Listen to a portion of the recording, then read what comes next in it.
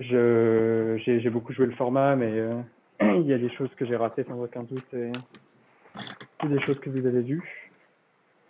Voilà, voilà.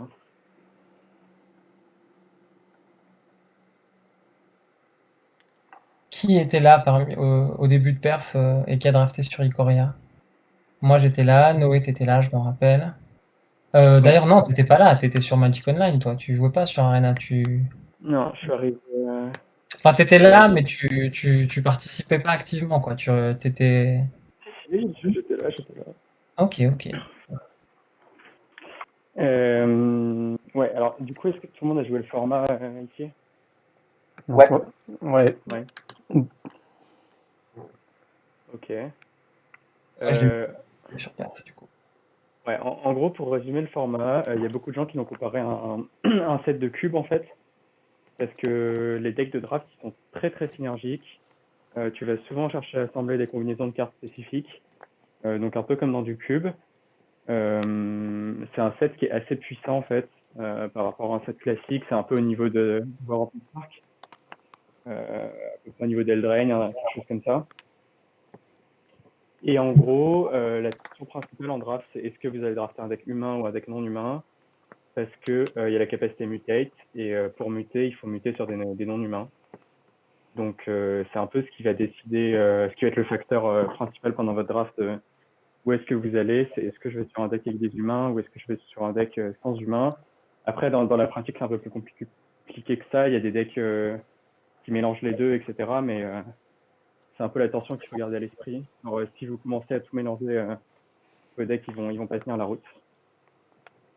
Euh, et du coup, pour les decks humains, je les ai séparés en catégories qui font un peu sens pour moi. Les principaux archétypes humains, et ensuite on parlera des decks mutate.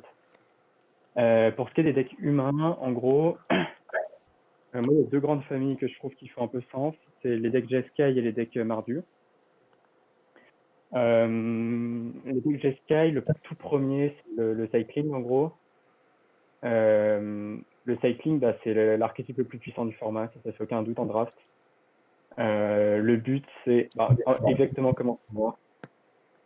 C'est d'assembler des synergies A plus B, donc des cartes qui donnent un bonus quand tu cycles, et, et des cycleurs à 1. Le truc le plus important, c'est que tu peux en fait dans ton deck cycling, tu peux jouer des cycling off color.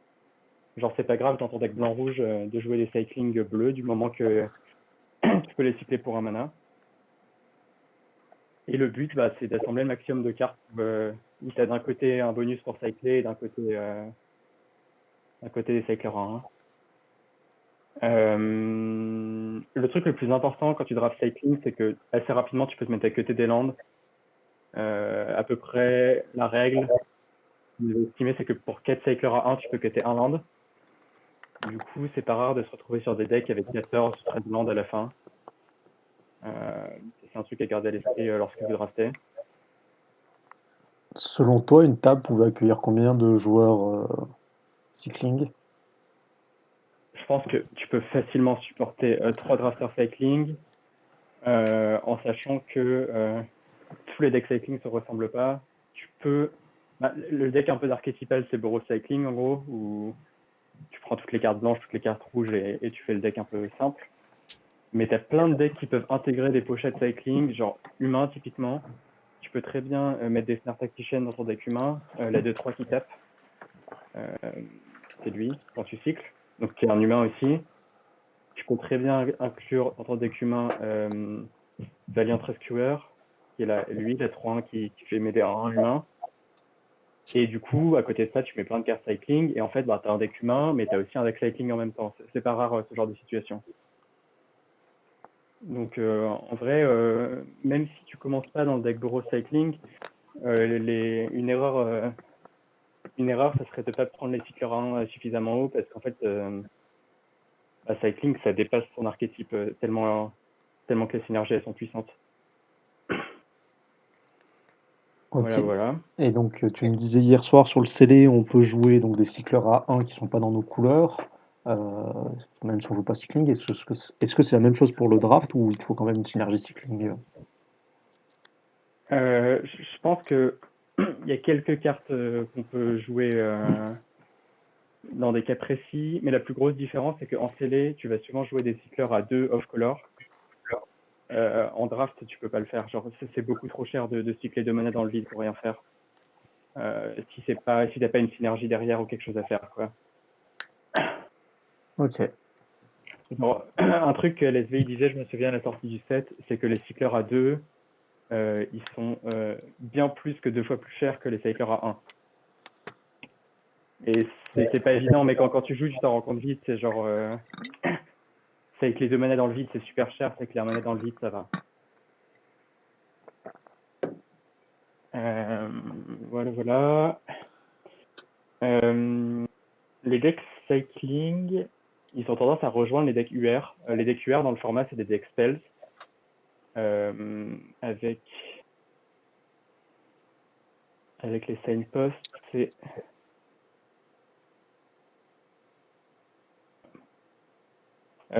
ces cartes-là qui ont des synergies avec les spells. Sauf qu'en fait, ce qu'on s'est rendu compte en fin de format, c'est qu'il y avait une espèce de convergence entre les stratégies IZ et les stratégies cycling, avec des cartes comme Ominous Seas,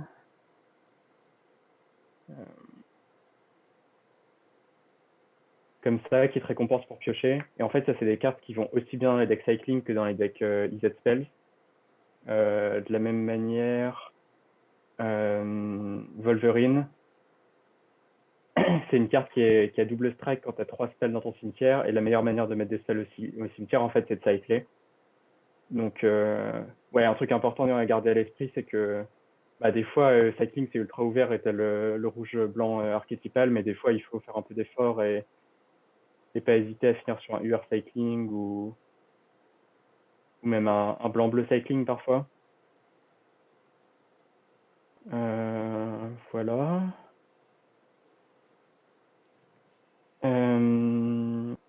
Du coup, derrière, on peut peut-être passer au deck Mardu, qui sont les autres decks humains. Quand je dis Mardu, c'est pas genre les decks rouge-noir-blanc, mais c'est les decks rouge-noir et les decks blanc-noir, qui ont des stratégies assez communes.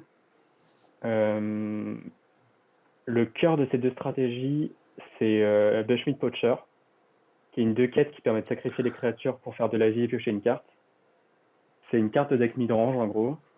Et tu as une loupe qui est assez simple à faire dans le format avec juste des communes. C'est assembler Bushmeat Poacher et Durable Coilbug. Et la boucle, en gros, c'est tu sacs le Coilbug pour un mana, tu gagnes 2 points de vie, tu pioches une carte. Tu payes 5 pour leur monter, tu payes 2 pour leur jouer. Du coup, tu as investi 8 mana pour gagner 2 points de vie et piocher une carte. Donc c'est très cher, c'est très lent. Par contre, c'est une source de carte advantage infinie et du coup, en draft, c'est fort. C'est une stratégie qui marche très très bien contre les decks cycling, justement, c'est pour ça que le deck il est aussi fort. Et du coup, cette synergie, tu peux aussi bien la mettre dans un deck noir-blanc humain que dans un deck noir-rouge. Du coup, on peut peut-être commencer par voir ce que ça fait noir-blanc. Noir-blanc, c'est probablement la version la plus mid-range des deux. La carte qui représente bien l'archétype, c'est le Lockdown, qui donne +1/+1 à tous les humains et une petite capacité pour taper les bêtes. Et du coup, en fait, noir-blanc, c'est une stratégie humain. En début de format, on pensait que c'était un deck très agressif qui cherchait à mettre de la pression et tout. Mais en fait, c'est plutôt, comme je disais, un deck mid-range qui va chercher à faire de la value avec Poacher. C'est un peu le deck, naturellement, qui matche bien Cycling. Parce que tu vas faire des boards très larges.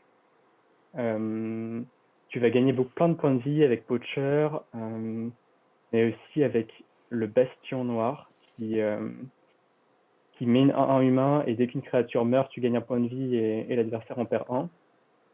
Et du coup, en fait, ça, c'est une carte qui matche très bien la stratégie de Cycling, qui est de mettre des petits points à distance, avec des cartes comme Drani Stinger, qui est lui, qui met un point à chaque adversaire à chaque fois que tu cycles. Et du coup, ouais, naturellement, tu as un deck qui va bien matcher ces cartes-là. Comme je disais tout à l'heure, tu peux facilement intégrer des stratégies un peu cycling dans ton deck humain. pour peu que tu aies des Snare Tactician ou des cartes un peu comme ça. Et voilà, c'est un peu la manière dont on draft humain. C'est un deck mid-range qui fait durer les games. Ça peut être un peu dur de gagner à la fin, du coup c'est important de prendre des cartes qui permettent de faire gagner. Et la meilleure, c'est le bastion. Ça va grinder les petits points de vie au fur et à mesure de la partie. Mais il y a d'autres manières de gagner. Simplement jouer un effet go wide en fin de partie ou quelque chose comme ça. Normalement, c'est pas trop dur.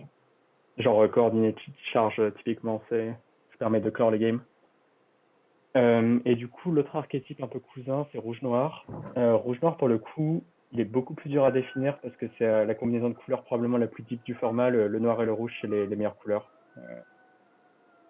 Ça, je crois que ça fait pas trop de doute. Et du coup, tu peux soit jouer une stratégie un peu mid-range avec Poacher et compagnie, soit jouer des versions beaucoup plus agressives, notamment avec des cartes comme Cavern Whisperer, dans certaines versions, des cartes comme Nightweb Commando qui vont bien de l'avant. Et tu peux aussi jouer des versions un peu plus orientées sur le sous-thème menace. Ça, on verra après, mais il y a des decks qui reposent sur les keywords. Et rouge-noir, c'est le keyword menace. Et c'est un très bon deck. Tu mets les bêtes menaces, les payoffs pour jouer menace. C'est. Tigorille. Ouais, Tigorilla, ça c'est plutôt un enabler, mais les payoffs, c'est genre Labyrinthe Raptor qui est une rare. Ah ouais. Et qui te donne un petit bonus pour la menace.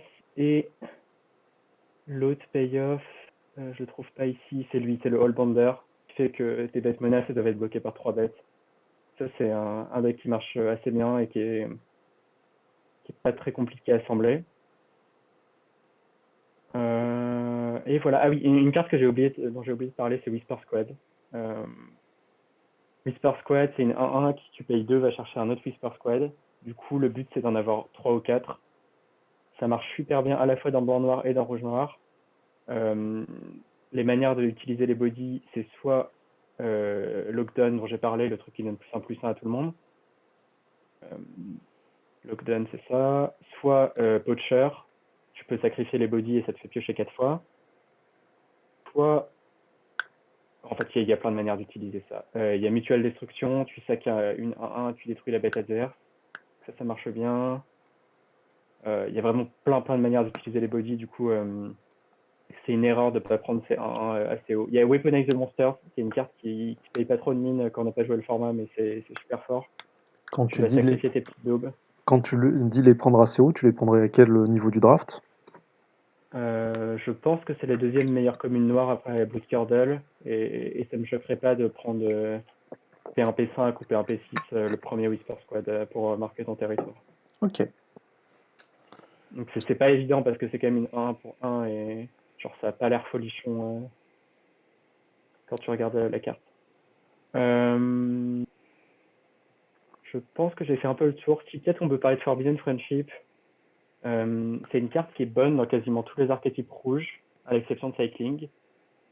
Et dans rouge-noir, c'est assez intéressant parce que ça peut faire le pont. À la fois, c'est 2 bodies pour 1, donc on a vu, il y a plein de manières d'utiliser le body, ce sera jamais une mauvaise carte.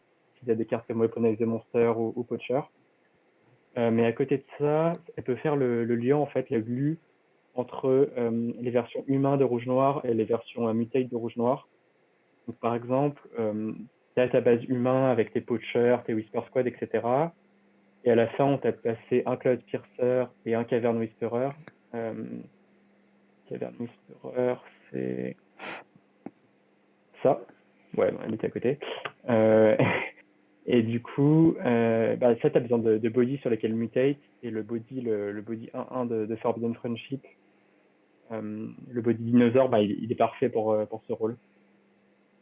Donc voilà, je pense que rouge-noir, c'est pas le meilleur archétype du format. Les bons decks cycling, ils sont meilleurs que les meilleurs decks rouge-noir.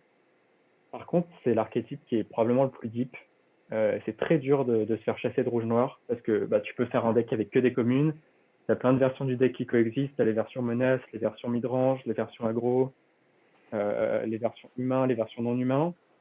Et du coup, c'est vraiment un bon site dans lequel être lorsque vous êtes persuadé que c'est ouvert, parce que c'est simple à drafter et c'est dur de se faire avoir en entrant là-dedans. Du coup, on a fait le tour des decks humains. On peut parler des decks mutate. Les decks mutate, quand je parlais de deck de cube tout à l'heure, le deck mutate, c'est exactement ça. L'idée, c'est de faire un deck A plus B. Le A, c'est mettre des petits bodies de merde avec des capacités. Typiquement Brushwag, un Trumble pour 1 que tu peux booster en mid-game et en late-game. Et dessus, tu vas mettre les bons body mutate du format, qui sont Starix, Archipelagor, qui est là, Harvester. De toute façon, c'est assez simple. Les mutate en Unco, il y en a très peu qui sont pas très bien. Sur ma feuille, j'ai noté que le blanc c'était mineur parce qu'en fait, les mutate blancs elles sont pas très bonnes. Ligueur, c'est une carte qui va dans des archétypes très très spécifiques, c'est pas une bonne carte. Auricorn, c'est ok. Et la dernière, c'est la commune qui est pas très bien non plus. Qui est le Vulpikit. Et du coup, en général, les decks mutate, ça va plutôt être des combinaisons de vert, de bleu, de noir et de rouge. En sachant que le vert et le bleu, c'est les deux couleurs les moins profondes du format. Donc en fait, il faut vraiment une bonne raison pour jouer un deck mutate. Tu rentres pas dans le mutate parce qu'on t'a passé un symbiote, par exemple, qui est un très bon support à mutate, mais genre juste avoir les supports, ça sert à rien. Il faut avoir les supports et les créatures mutate à mettre dessus. Et du coup, vraiment pour rentrer dans mutate, il faut que tu chopes un Starix, que derrière on te passe un Cavern Whisperer ou je sais pas quoi, et que tu commences à avoir une vraie masse critique de bête mutate, parce que sinon tu vas juste jouer des mauvaises créatures et ça va pas marcher. Et je pense que la clé des decks mutate, c'est à la fin de ton draft, d'avoir suffisamment de drop A1 et 2 pour pouvoir faire drop 1 dans drop 2. Et la curve un peu parfaite, c'est au T3 de faire le Greythorn, qui est lui, qui est une 3-4 qui va te chercher un land. Et quand tu fais cette sortie un peu curvée, c'est très brutal et tu peux battre les bons deck cycling avec ça. Voilà, je sais pas si vous avez des expériences particulières avec Mutate. Truc à balancer. Ouais, pas Non, plus que ça. c'est vrai que le Greythorn, il est assez important, je trouve, dedans. Ouais. Si on utilise le vert, ça c'est assez chiant. T'as aussi alors t'as la petite combo qui était le sanglier, là, l'espèce de boar ou je sais pas quoi, avec le Cavern Whisperer là, qui donne la menace. Ouais. Celui qui dit qu'il peut pas être bloqué par plus d'une créature, un truc comme ça. Hein. Descendre, ouais. ouais. Ouais, faut faire attention à celui-là, parce qu'il peut être vraiment du coup, chiant. si tu mutes les deux ensemble, vu que lui il peut être bloqué que par une créature et lui la menace, t'as une 4/4 imbloquable. C'est une synergie qui marche, qui est un peu chère, mais ça marche. Une autre synergie qui marche bien, c'est Bootnipper, c'est la 2/1 Death Touch. Et dessus, tu mets un Porcuparrot qui est une 3/4 qui ping. Et du coup, tu as une 2/1 qui ping et ça tue toutes les créatures en face. Ouais, ça marche aussi avec Matophage d'ailleurs de côté. C'est là qu'on retrouve la logique du cube dont tu parlais. C'est de quand il y a certaines cartes qui en appellent d'autres et tu vas un peu les chercher dans tes drafts. Moi, je me rappelle d'un truc qui marchait très bien et qui était très rigolo. C'était le Capridor avec Flèche Divine. Alors, on est un peu loin du mutate là, du coup. Mais tu pouvais te mettre une Flèche Divine sur ton propre Capridor pour lui donner +4/+4 et devenir une bête incroyablement forte. Ouais, alors je crois qu'il faut faire des trucs un peu proactifs, un peu puissants dans ce format. Et il n'y a pas trop de place pour les decks contrôle un peu mous de manière générale. Ok, si tu dirais qu'il y a une no-go zone, ça serait les decks un peu contrôle.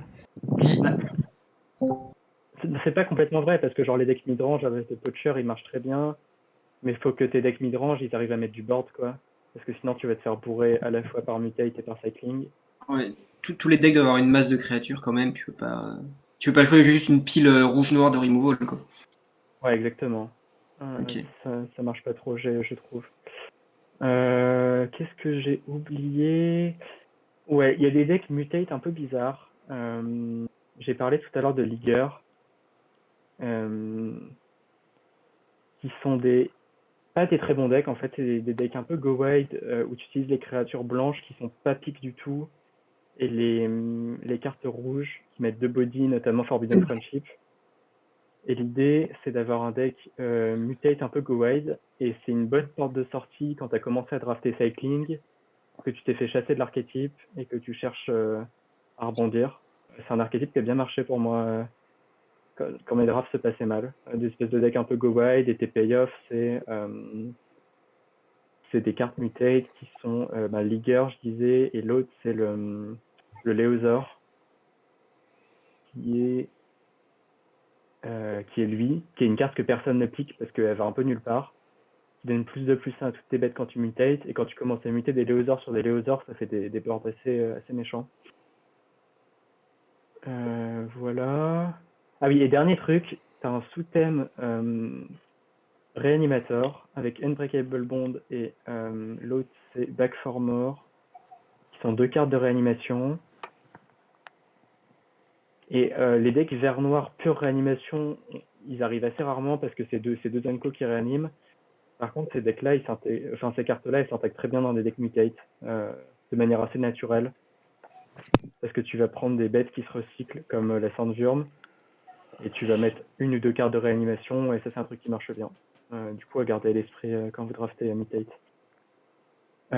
Et du coup, on a fait le tour des archétypes un peu normaux. Et maintenant, on peut parler des archétypes un peu mineurs, qui sont des bonnes portes de sortie quand ça se passe mal. Les premiers, c'est les decks keyword.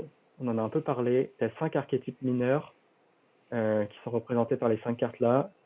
C'est Vigilance, Trample, Menace, Flash et Flying. C'est des archétypes qui sont pas ultra supportés. Tu as moins de cartes. En fait, tu as une carte d'Unco et une carte de rare. Bon, je trouve pas les rares, on verra plus tard. Qui les supportent. Et du coup, c'est des archétypes que tu vas pas drafter à chaque fois, par contre, qui peuvent te récompenser quand tu vois qu'ils sont ouverts. Je pense qu'ils sont pas tous égaux. Je pense que Flying et Flash, c'est relativement des pièges, parce que les Unco sont pas excellentes, et t'as que les rares qui te donnent vraiment envie d'entrer dans l'archétype. La rare Flash, elle est très très bonne, c'est le Slither's Wisp. Qui te fait piocher, c'est une 3 de flash qui te fait piocher et perdre un point de vie quand tu joues une carte flash. Cette carte, elle est vraiment très très bien, mais le problème, c'est que genre il en faudrait 2 pour avoir vraiment envie d'entrer en flash. C'est pas une très bonne porte de sortie. La Rare White, elle est très bien aussi, mais comme je disais, l'Unco qui va avec, elle est pas top. Par contre, l'archétype Menace, il est vachement facile à drafter. L'Unco est bien, la Rare est bien, et surtout, t'as Tentative Connection, qui est une carte qui fait la wheel, qui est en gros un Act of Treason qui coûte que 1 mana rouge si t'as une créature menace.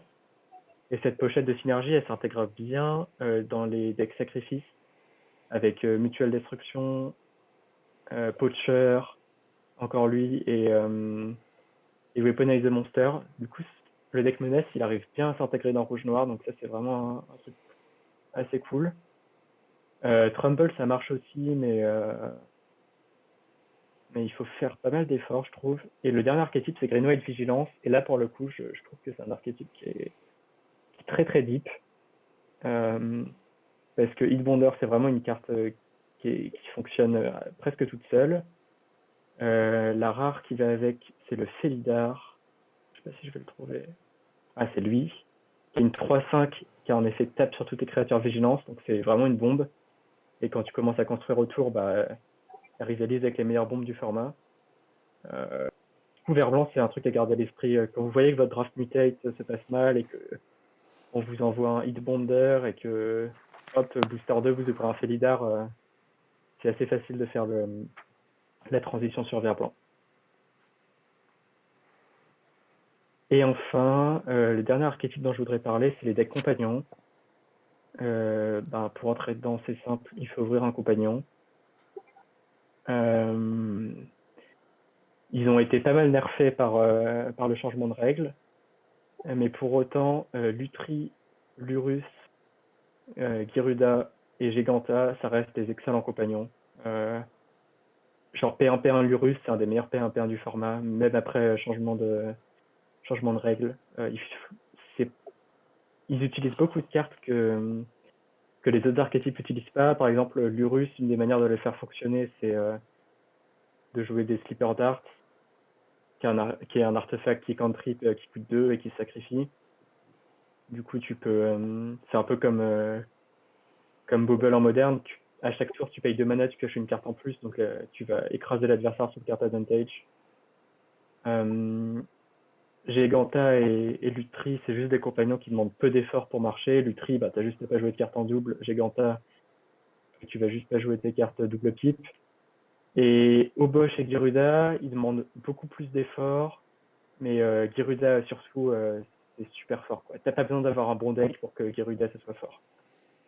Et souvent, même si tu joues un peu que des boosts dans ton deck, une curve moyenne, Gyruda, ton deck Gyruda, il sera meilleur que le draft normal d'en face. Donc, si vous aurez Gyruda, jouez-la et quitte à abandonner beaucoup de bonnes cartes.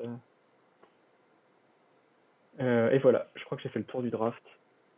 Si vous avez des archétypes à rajouter, des trucs pour marcher, pour l'instant, je peux boire de l'eau.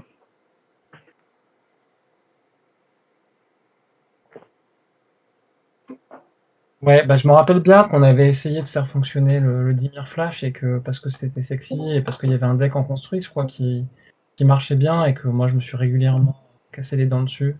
C'est très difficile à faire marcher cet archétype Flash. Ouais, t'avais aussi Charigan qui était aussi un aficionado des decks 5 couleurs équilibrées, là, comme il disait, en mutate. Du coup, t'en penses quoi pour un début? Ah, c'est Je vrai sais que que j'en ai tu le pas fais trop pas. parlé. Ouais, on a du bon fixing dans le format. On a tous les bilans. En rare, on a les triomes. Et on a Evolving Wells. Et on a aussi. J'ai parlé de Greythorn en fixing. Mais il y a aussi Fertilide qui Exact. va chercher les terrains. Et il y a Farfinder qui est colorless qui va chercher les terrains. Je crois qu'il marche pas trop mal ces decks 5 couleurs. J'ai des bons exemples, là je les ai pas sous la main, mais ça m'a pas mal réussi en fin de format. Je crois que souvent il vaut mieux se limiter à 3 ou 4 couleurs, la 5e couleur elle est souvent de trop. Mais par contre ça marche assez bien. Et par contre, en gros le truc c'est toujours la même chose, c'est s'il y a un ou deux joueurs sur Mutate à la table, tu vas récupérer toutes les bonnes Unco Mutate, et ce sera facile de faire un deck 5 couleurs. Mais si vous commencez à vous battre sur les Mutate, ça sert à rien de jouer un deck 5 couleurs Mutate, quoi. Il vaut mieux laisser sa place. Et d'ailleurs, Sharigan, en vrai, un draft sur deux, il avait le meilleur deck à la table, et un draft sur deux, il avait un deck qui marchait pas très bien. Voilà. Je crois que j'ai fait à peu près le tour. Ah, ici, il y a une synergie que j'aime bien. C'est Forbidden Friendship. Je trouve pas. Allez, en dessous. C'est Forbidden Friendship avec Owen Mind. En gros, Forbidden Friendship, tu mets une 1 dinosaure et une 1 humain. Et Owen Mind, tu pioches pour un mana bleu si tu contrôles un humain et un non-humain. Et c'est deux cartes que je trouve un peu sous-draftées par rapport à leur puissance. En fin de format, c'était pas rare que Forbidden Friendship il fasse la wheel. Je pense que c'est assez incorrect. Et la combinaison des deux marche vraiment très bien. C'est un truc sur lequel il faut garder un œil. Et du coup, si ça vous va, on peut passer au scellé. En gros, pour faire simple. J'avais Ouais, une question. dis-moi. C'est un peu genre, et Zenith Flare, à quelle hauteur est-ce qu'on peut le dire, même si on n'est pas du tout sur cycling, le cut au niveau du draft? Est-ce que genre, après ça dépend, je suppose, de ce que tu as à côté, forcément, mais est-ce que c'est un truc que vraiment très important ou c'est Je pense que pas. Je c'est. pense à Zenith Flare parce que ça a marqué, mais je sais pas s'il y a d'autres. Ouais, c'est genre le top 5 des cartes du set. Genre quand tu P1P un Zenith Flare, tu vas tout faire pour finir sur cycling. Et ouais, ça vaut vraiment le coup de faire des efforts. Et même tout à l'heure, je parlais des decks humains ou des decks qui peuvent. Dans Mutate, c'est un peu plus compliqué de jouer Zenith Flare parce que t'as pas la place pour mettre les cyclers, parce que ton deck il prend déjà beaucoup de place. Mais dans Humain, c'est assez simple de mettre genre 10 cyclers à un Zenith Flare et ça sera une excellente carte. Donc, je pense qu'il faut faire les efforts pour. Et je pense que s'il y en a qui sont ouverts, il va y avoir du hate draft parce que c'est Ouais, vraiment c'est ça. supportable à affronter. Ok. Un truc qu'on peut conseiller aussi, c'est d'aller en salle des trophées et de regarder les decks qui ont été un peu draftés et qui ont fait 3-0. A priori, souvent, c'est des decks qui correspondaient à un archétype qui marchait bien. Je vois pas Dimir Flash, par exemple, dans la salle des trophées. Faut aller chercher un peu dans les archives tout en bas, mais ça peut être intéressant, quoi. Ouais, du coup, je peux enchaîner sur le Sealed. L'idée principale avec le Sealed, c'est que tout ce que j'ai raconté sur les decks synergiques, qui étaient les meilleurs decks du format, les decks Mardu, les decks Jeskai, qui reposent sur des combinaisons de cartes, ils marchent plus du tout en Sealed. Genre les petits decks humains qui vont chercher à faire des boucles avec Poacher et Coilbug, pour pouvoir jouer ce deck-là, il faut que tu aies ouvert Poacher et Coilbug. Et genre si t'en as un de chaque, c'est pas suffisant à faire un deck, quoi. De la même manière, les decks UR Spells, il faut avoir la masse critique de Spells et la masse critique de Payoff, donc c'est pas vraiment des decks que tu arrives à faire en scellé. Et du coup, les decks qui marchent bien, c'est les decks Mutate, un peu à l'inverse du draft finalement. Tout ce que j'ai dit sur le fait que blanc, rouge, noir, ce soit les couleurs les plus profondes en draft, c'est beaucoup moins vrai en scellé. En scellé, le vert devient bien meilleur qu'il est en draft. Le bleu retrouve un peu aussi en termes de qualité par rapport aux autres couleurs. Le blanc, à l'inverse, c'est comme souvent en scellé, en fait, c'est une couleur qui est très synergique, qui a besoin de combinaisons de cartes pour fonctionner. Et en scellé, c'est une combinaison qui est très pauvre. On joue assez rarement blanc. Le rouge reste bon parce que tu as une qualité de carte en rouge dans ce set qui est juste trop forte. Du coup, ouais, le format, c'est un peu le duel des mutates. Un truc important, c'est ce que Cédric il disait tout à l'heure, c'est la qualité du fixing. T'as les Biland, Farfinder, Evolving Wilds et les fixeurs verts dont j'ai parlé, Greythorn, Fertilid et compagnie. Du coup, ça fait que c'est souvent facile de jouer plus de 2 couleurs. Tu vas souvent monter à 4, parfois même 5. Ouais, j'avais pris une capture d'écran d'un des derniers scellés que j'avais joué dans le format. Et c'est exactement ça. C'est une base bleu-verte. Et ensuite, le fixing est tellement bon, genre j'ai accès à 4 Biland, à Migration Pass, à Greythorn, et du coup, je peux jouer juste toutes mes bonnes cartes dans les autres couleurs. Il y a vraiment ce truc de jouer toutes les bonnes créatures mutate auxquelles vous avez accès, Archipelagore, Harvester, Héron, Parcel Beast ici. Et je pense que les meilleurs decks en CE, ils vont souvent ressembler à des choses comme ça, avec une base de mana solide. On va essayer de fixer toutes nos bombes et notre base de créatures. Une base de créatures, ça va être des bêtes sur laquelle mutate. Une différence importante par rapport au deck de draft, c'est que les decks de scellé, bon là je joue un Mysterious Egg qui me contredit un peu. T'as pas besoin de jouer tous les 1 drop et tous les 2 drops que tu jouerais en draft, parce que tu peux commencer à muter au tour 5 ou au tour 6 même, c'est ok. Les créatures sur lesquelles tu vas muter, c'est des créatures un peu meilleures. Genre là j'ai 2 Tiving Otter, c'est une meilleure carte que Mysterious Egg d'un point de vue individuel. Donc, il n'y a pas besoin de autant avoir des decks linéaires qui vont chercher à faire des trucs puissants. Tu peux un peu plus aller dans le gras. Un autre truc qui est clé dans ce format de scellé, c'est qu'il y a peu de cartes advantage. En commune, il y a Of One Mind, qui est du card advantage facile. En Unco, un card advantage qui est vraiment bon, c'est Boon of the Wishgiver. Fait piocher 4 cartes pour 6 mana. Mais globalement, surtout par rapport au format récent, par rapport à Zendikar, par rapport à Kaldheim, c'est dur dans Ikoria de faire du card advantage par les spells. Et du coup, ça change un peu la donne. Ça fait que on va aller surtout chercher l'avantage par le board. Donc, je l'ai dit par le mutate, mais aussi par les removal, par ce genre de choses-là. Et ça fait un format assez différent. Il y a quelques manières de générer beaucoup de cartes advantage. Là, je vois l'idée de Stampede. Mais si on regarde tout le set, pas tant que ça. Et la meilleure manière finalement de battre l'adversaire, c'est souvent de faire des piles de mutate.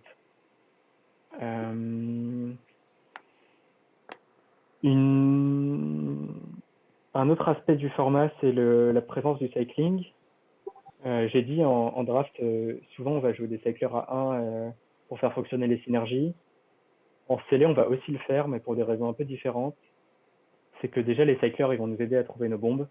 Donc, quand tu peux jouer un deck de 36 cartes, tu vas plus trouver tes bombes qu'un deck de 40 cartes.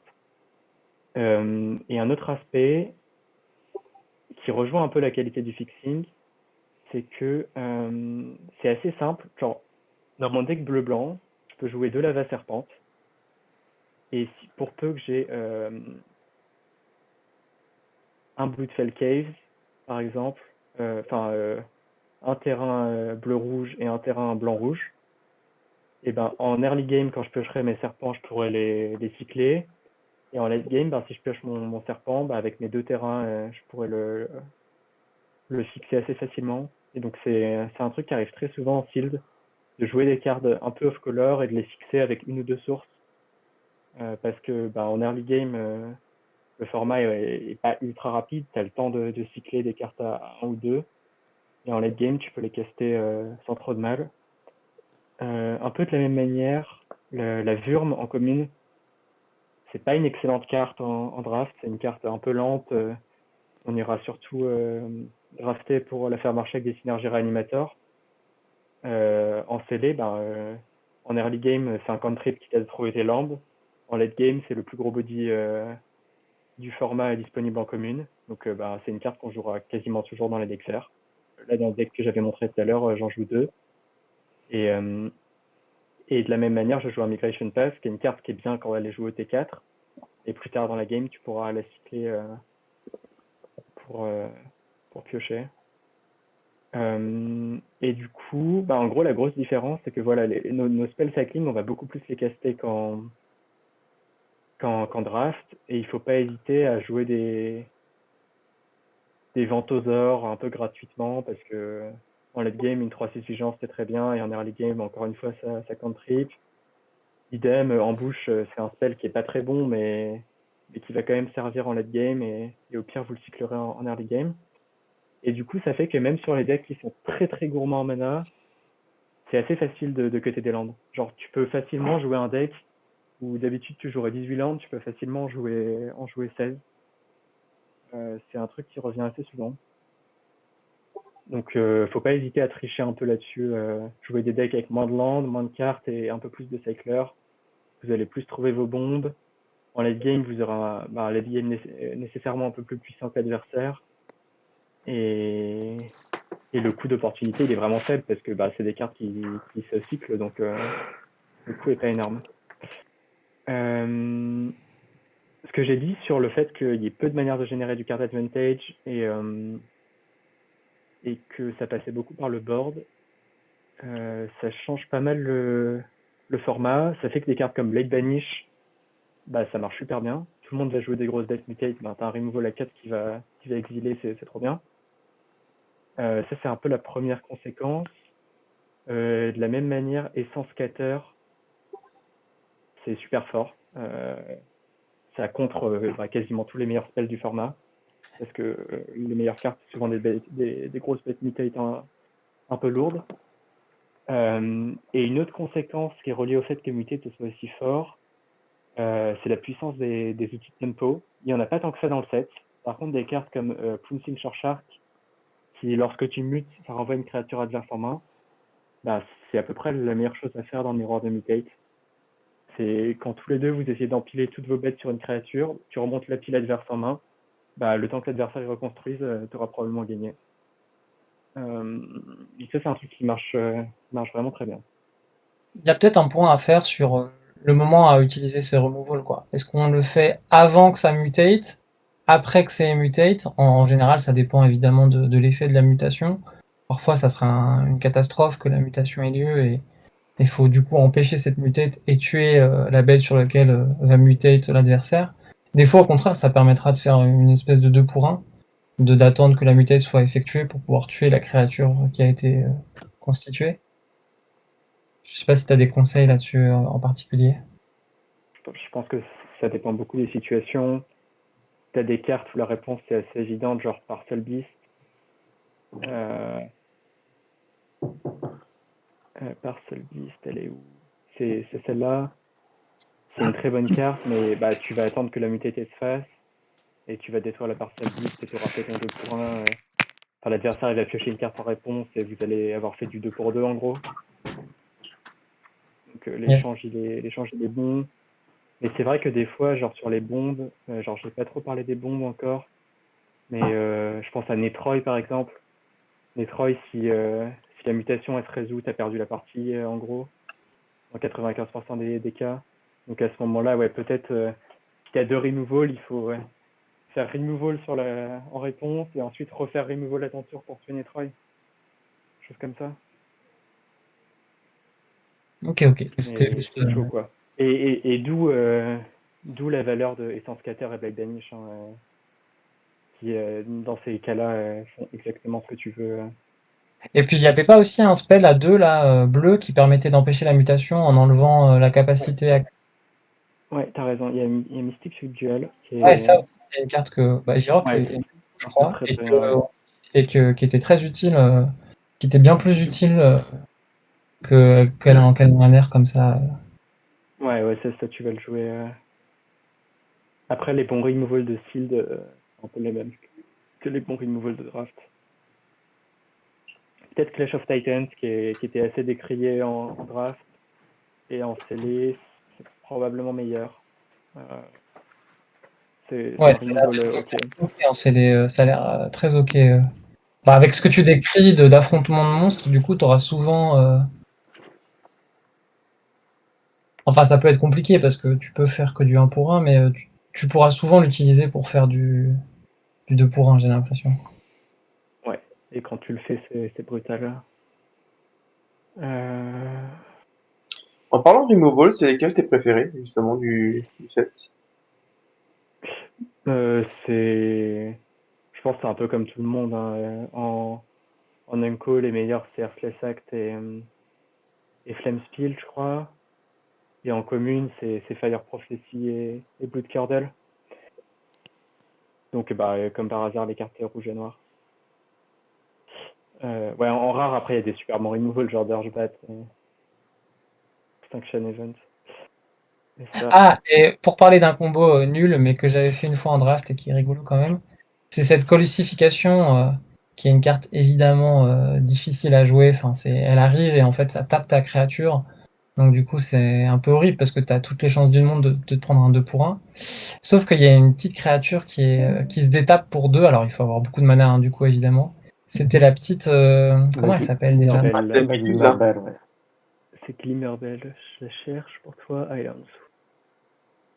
C'est une Elle petite est... méduse. Et en dessous, Voilà. là, ouais. Et donc, le play, hein, c'est un peu junk, hein, mais bon, j'avais réussi à le faire en draft. Et peut-être quand c'est avec les games qui durent, ça peut le faire. C'est évidemment jouer colossification dessus. Ça la tape, tu la détapes et tu as une 21, 23 qui attaque en vol. C'est assez...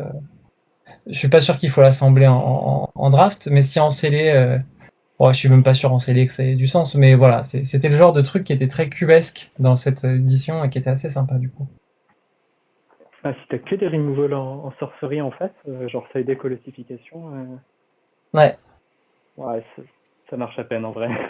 Ouais, ça marche à peine, mais c'est juste pour rebondir sur ce que tu disais sur les cubes et le côté très fun de l'édition Ouais, là-dessus. il y a plein de synergies comme ça, faut les chercher un peu.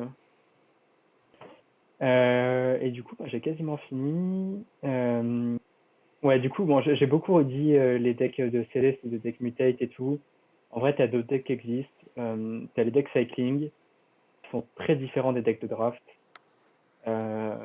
tu vas avoir une utilisation beaucoup plus fair du cycling, et généralement, tu vas être dans ces decks-là parce que tu as des payoffs comme Ominous Seas, parfois Zenith Flare, des cartes comme ça, mais du coup, ça fait des decks qui font pas du tout la même chose que les decks de draft. Tu vas jouer une game normale de Magic et tu vas cycler de temps en temps, et au bout d'un moment, tu vas utiliser tes payoffs. Mais ça va pas du tout être les decks T1 Full Rushing Fox, je cycle, j'ai gagné la partie. Et un deck que j'ai trouvé qui arrive assez souvent, c'est les decks Ultimatum, qui sont des decks typiques de Scellé. Les Ultimatum, Sultai, Temur, ils sont pas ouf. Par contre, les trois autres, tu peux faire des decks contrôle en Scellé assez facilement. Alors, il faut avoir la mana base pour les supporter, mais ton but, ça va être d'échanger des ressources, de jouer un deck contrôle, et à la fin, tu vas résoudre soit l'Ultimatum Mardu, Abzan ou Jeskai. Et c'est une bonne manière d'aller over the top. C'est des rares.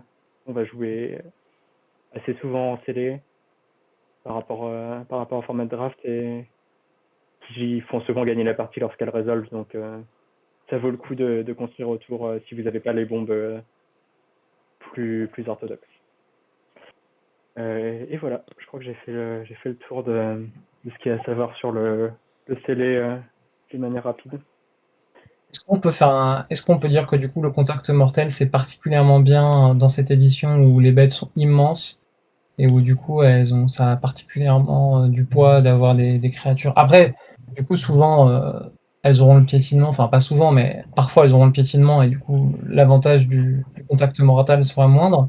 Mais j'ai l'impression que c'est un truc qui est particulièrement précieux dans une édition où il y a des bodies gigantesques, le contact mortel. Ouais, je te rejoins pas mal. On a fait des games hier avec Percevant un peu de scellé. Et Bootnipper, qui est une carte que j'aime pas spécialement en draft. À chaque fois, c'était le check ultime, la 2-1 Deathcatch qui tient tout le board adverse en respect. Donc je pense que les cartes Deathcatch elles regagnent un peu en valeur dans ces duels un peu bêta de Mutate.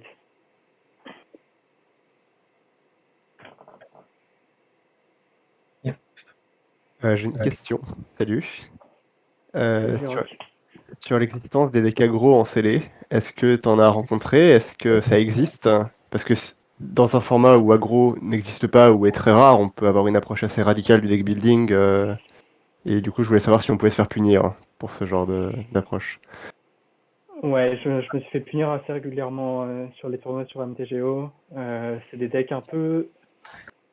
Bah, t'as soit les decks mutés qui curvent bien, ça existe, genre Greathorn, Short Shark et tout, qui peuvent quand même mettre des curves assez violentes, genre Cloud Piercer OT5, ça met toujours de la pression, OT4 même. Et t'as aussi les decks aggro un peu crappy, c'est les decks de draft où...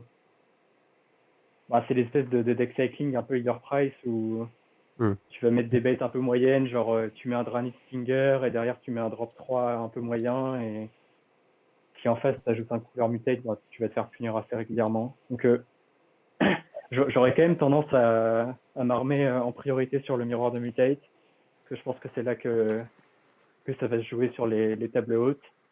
Mais garder à l'esprit quand même que tu dois garder une curve, et de temps en temps tu vas jouer contre un deck blanc-rouge ou un deck rouge-noir.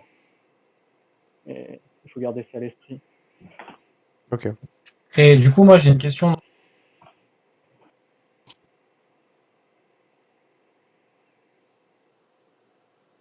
Ah, coupé. On a perdu Ouais, le game. des decks blanc-noir aussi qui pouvaient être assez agressifs avec tous les tokens humains qui sont capables de pouvoir produire. Ça peut être un peu embêtant. T'as les espèces de charges aussi, là, que tu disais tout à l'heure, Zeno, qui sont capables de pouvoir mettre les derniers points assez facilement. Après, ils sont un peu durs à mettre en place, ces decks-là en scellé. Genre, faut vraiment avoir la masse critique, et c'est des pools particuliers. C'est pas le pool normal. Et alors, j'avais une question, moi, du coup, un peu dans la lignée des questions, là. Est-ce que le aggro tempo qui bounce les créatures adverses, il existe aussi un peu comme il existait chez Kaldheim, enfin, soit bouncé, soit engagé. Je vois qu'il y a un Frostlings, je vois qu'il y a...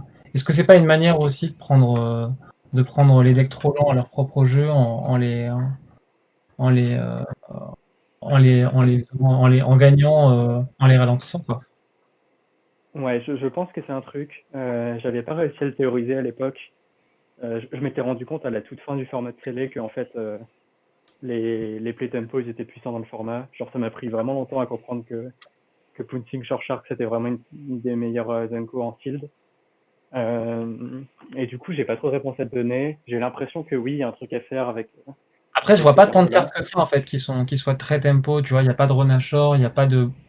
Ouais, exactement. Genre dans Kaldheim, ça marchait bien ces archétypes parce que t'avais 200 000 cartes qui faisaient la même truc. Genre tu peux remplacer tes départs de Realm par des contres et remplacer tes Renachor par je sais pas quoi. Yes. J'ai l'impression que là, t'as pas tant de cartes que ça qui offrent des vrais plays de tempo, donc T'as Frostlinks, mais à part ça, je vois pas de cartes qui bounce. Bah, Si, t'as Gust of Wind. Non, attends. Si, t'as Gust of Wind, mais qui est un peu délicat à utiliser parce que c'est en sorcerie et il faut Ouais. des créatures volantes pour le faire bien fonctionner. Ouais, bah, le seul tempo qui engageait, qui à ma connaissance était viable, c'était le deck cycling avec la 2-3 dont parlait Noé tout à l'heure. ouais, ça a l'air pas mal comme C'est modèle d'attaque pour. C'était une des plus horribles à subir en fait. Parce que t'es une grosse, Ouais. une petite créature, tu pouvais ni attaquer ni défendre suivant l'option que choisissait l'adversaire et c'était relativement pénible. Mais sinon, Ouais, Star Tactician, tu viens ça a pas l'air de vraiment bien matcher les gros decks mutate un peu pato. De quel 2-3 tu parles? Pardon, j'ai pas suivi du coup. c'était Snare, Star Tactician, Logan. Snare Ah Tactician. oui, bien sûr. Oui. Ok, donc là on était en carte blanche. Mais moi je regardais en bleu du coup, et c'est vrai qu'en bleu ça a pas l'air. Après, il y a Archipelagor qui était très fort aussi, je m'en rappelle, et qui pouvait vraiment faire des boosts de tempo, mais qui coûtait un peu cher, quoi. Mais qui, quand il arrivait sur place, rigolait pas trop, quoi. Ouais, c'est vrai, c'est vrai. Une fois qu'il était muté 2-3 fois, c'était assez compliqué, assez pénible aussi. Par exemple, Archipelago, moi je le voyais plutôt comme un finisseur qu'autre chose, qui permettait de taper les dernières créatures Ouais. En pour fait, passer les derniers points. Mais, j'essaie de voir si on pouvait, comment dire,